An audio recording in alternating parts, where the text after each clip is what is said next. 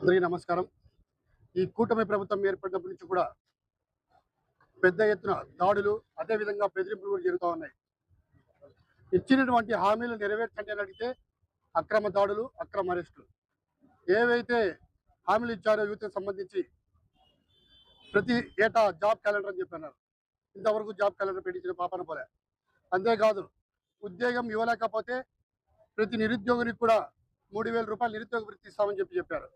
అడిగితే అక్రమ కేసులు, అక్రమ అరెస్టులు. ఇంకా ఏమైనా కూడా పార్టీకి యాక్టివిటీగా వైఎస్ఆర్ కాంగ్రెస్ పార్టీ యాక్టివ్గా ఉంటే ఎవరైతే యాక్టివ్ ఉన్నారో వాళ్ళందరి పైన కూడా అక్రమ అరెస్టులు లేదంటే బెదిరింపులు చేస్తూ ఉన్నారు. మనం చూసాం నిన్నటి రోజున పాల ఆంజనేయులు అని చెప్పనేసి కర్నూలుకు సంబంధించిన యువజన విభాగం టౌన్ ప్రెసిడెంట్గా ఉన్నాడు. ఈ ప్రభుత్వం ఏర్పడినప్పటి నుంచి కూడా ఈ ప్రభుత్వం ఏర్పడి 2 ఏళ్ళు కావస్తుంటే ప్రభుత్వం ఎప్పుడైతే ఏర్పడినప్పటి నుంచి కూడా అతని పైన సుమారుగా ఒక 15-20 కేసులు పెట్టడం జరిగింది.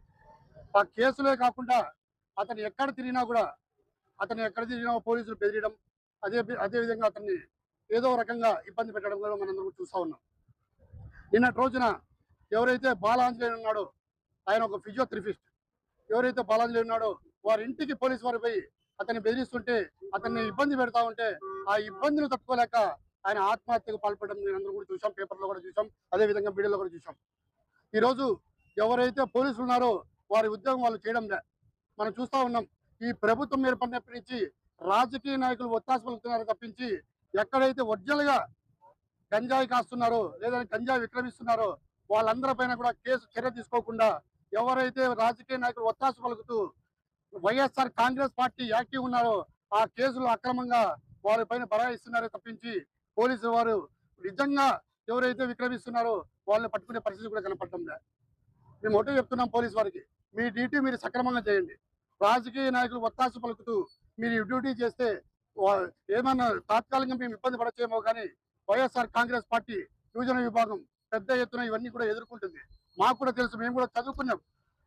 మేము కూడా లీగల్గా ఎలా పోవాలో కూడా మా అందరికీ కూడా తెలుసు. పోలీసులు అనుకున్నచ్చేమో మమ్మల్ని ఏం చేసుకోలేదు అని చెప్పనేసి మేము ఒకటే చెప్తున్నాం పోలీసు వారికి కూడా, మీరు ఏదన్నా ఉంటే కూడా రాజకీయ నాయకులు ఒత్తాసు పలికి విధానం మార్చుకోండి, వాళ్ళకి ఏం చెప్పుకోండి. కానీ ఈ విధంగా వైఎస్ఆర్ కాంగ్రెస్ పార్టీని ఇబ్బంది పెట్టాలని చెప్పి చూస్తే మాత్రం ఉపేక్షించే పరిస్థితి ఉండదు. లీగల్గా మేము కూడా కోర్టుకు వెళ్లాల్సి వస్తుందని చెప్పి కూడా చెప్తా ఉన్నాం. అంతేకాకుండా ఒకటే మనం గమనించాలి, అతను ఒక ఫిజియోథెరపిస్ట్. అతని పైన రీసెంట్గా సారాయి అమ్ముతున్నాడు అని చెప్పనేసి అతను సారాయి తీసుకొచ్చి అతని వెహికల్లో పెట్టి సారాయి కేసు పెట్టారు. ఓ ఫిజియోథెరపిస్ట్ సారాయి అమ్మగల మనందరం కూడా ఒకసారి ప్రజలందరూ కూడా గమనించాలి. అంతేకాకుండా అతని పైన అక్రమ SC/ST కేసులు కూడా బనాయించడం చూస్తా ఉన్నాం. ఈ రకంగా ఇబ్బంది పెడతా ఉంటే రాజకీయ నాయకులు ఏమో అంటారు, యువత రాజకీయాల్లోకి రావాలి, పెద్ద ఎత్తున కూడా యువత వస్తేనే రాబోయే కాలానికి పెద్ద రాజకీయాలు కూడా బాగుంటాయని చెప్పనేసి ఈ విధంగా మీ పార్టీ వచ్చిన తర్వాత ఈ విధంగా యువతని ఇబ్బంది పెడితే యువత ఏ విధంగా రాజకీయాల్లోకి వస్తారో ఒకసారి మీరందరూ కూడా గ్రహించాలని చెప్పి చెప్తా ఉన్నాం. ఈ రోజు యువతకు ఏదైనా న్యాయం జరిగిందంటే వైఎస్ఆర్ కాంగ్రెస్ పార్టీ హయాంలోనే న్యాయం జరిగింది. ఈరోజు టీడీపీ హయాంలో న్యాయం ఎవరికైనా జరిగిందంటే అది ఒక లోకేష్ మాత్రమే న్యాయం జరిగింది అని చెప్పి ఈరోజు వైఎస్ఆర్ కాంగ్రెస్ పార్టీ అదే విధంగా ప్రజల పక్షాన మేము అందరూ కూడా తెలియజేస్తా ఉన్నాం. ఈరోజు ఏదైతే బాలాంజనేయులు ఉన్నారో అతని పైన కేసులు ఏవైతే పెట్టారో అవన్నీ కూడా ఎత్తివేయాలని చెప్పి అంటున్నాం.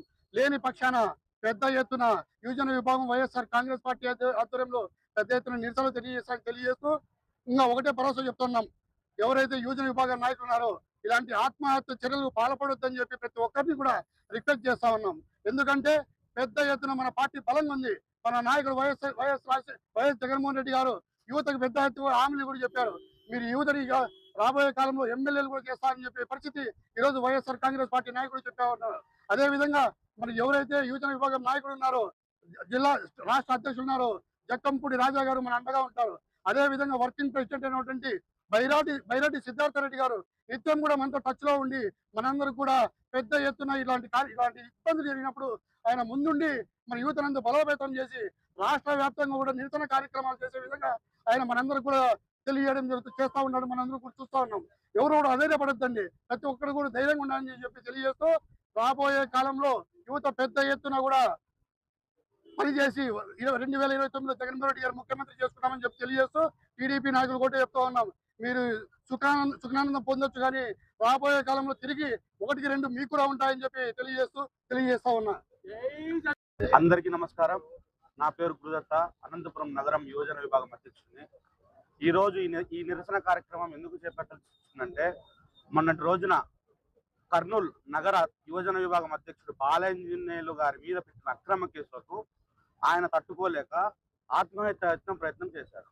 దానికి నిరసనగా ఈ రోజు అనంతపురం జిల్లా యువజన విభాగం ఇక్కడికి నిరసన చేయడం జరిగింది. ఇలాగే అక్రమ కేసులు పెడుతూ పోతే యువత ఖచ్చితంగా పెద్ద ఎత్తున రోడ్డు మీదకి వచ్చి నిరసన కార్యక్రమాలు చేపడతారు. ఖచ్చితంగా టీడీపీ వాళ్ళు చేస్తున్నప్పుడు ఇది కూటమి ప్రభుత్వమా లేకపోతే అరాచక ప్రభుత్వం అర్థం కాకపోతుంది. ఎవరైనా యువకులు కానీ యువజన విభాగంలో కానీ ఎవరైనా కానీ యాక్టివ్ గా పనిచేస్తే వాళ్ళందరి మీద అక్రమ కేసులు పెట్టడము, బెదిరింపు చర్యలు తీసుకోవడం, బెదిరింపు కార్యక్రమాలు చేపట్టడం అన్ని చేస్తున్నారు. ఇలాగే చేస్తే ఖచ్చితంగా రేపొద్దున రాష్ట్ర అధ్యక్షుడైనటువంటి జక్కంపూడి రాజా గారి ఆధ్వర్యంలో, బైరెడ్డి సిద్ధార్థ రెడ్డి గారి వర్కింగ్ ప్రెసిడెంట్ గారి ఆధ్వర్యంలో, మా అనంతపురం జిల్లా సాకే చంద్ర గారి ఆధ్వర్యంలో కూడా పెద్ద ఎత్తున ఖచ్చితంగా ఇక్కడి నుంచి కర్నూలుకి వెళ్ళైనా చేస్తాం, కర్నూలు నుంచి ఇక్కడికి పిలిపించుకునైనా ఎక్కడైనా నిరసన కార్యక్రమం ఖచ్చితంగా చేపడతామని తెలియజేస్తాం.